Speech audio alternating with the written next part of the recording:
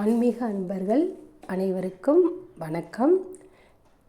இன்றைய ஆன்மீக தகவல் சிதறு தேங்காய் உடைப்பதை பற்றி பார்க்கலாம். சிதறுக்காய் ஒரு வேண்டுதல் வச்சுட்டு முக்கியமாக பிள்ளையார் கோயிலில் உடைப்பாங்க.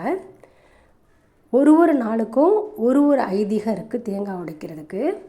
அந்த ஐதீகத்தை நம்ம பின்பற்றும் பொழுது நம்ம நினச்ச காரியம் கூடிய விரைவில் நிறைவேறும் அப்படின்னு நம்ம முன்னோர்கள் சொல்லியிருக்காங்க. திங்கட்கிழமை அன்னைக்கு நீங்கள் செதர் தேங்காய் உடைக்கிறீங்கன்னா தேங்காவை நல்லா சுத்தம் பண்ணிவிட்டு விபூதியை நல்லா குழச்சி தேங்காய் மேலே பூசிட்டு உடைக்கணும். செவ்வாய்க்கிழமை உடைக்கிறீங்கன்னா அன்றைக்கி குங்குமத்தை நல்லா குழச்சிட்டு ஃபுல்லாக பூசி உடைக்கணும்.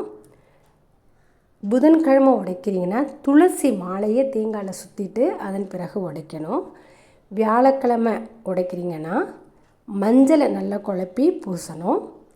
வெள்ளிக்கிழமை உடைக்கிறீங்கன்னா காய்ச்சாத பசும்பால் நல்லா தடவிட்டு அதுக்கப்புறம் உடைக்கணும்.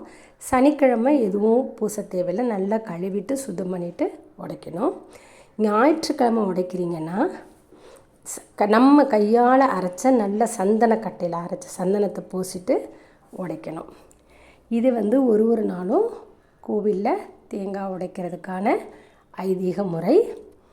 செய்து பாருங்கள், பலன் பெறுங்க. நன்றி, வணக்கம். மீண்டும் வேறு ஒரு தகவலில் சந்திப்போம்.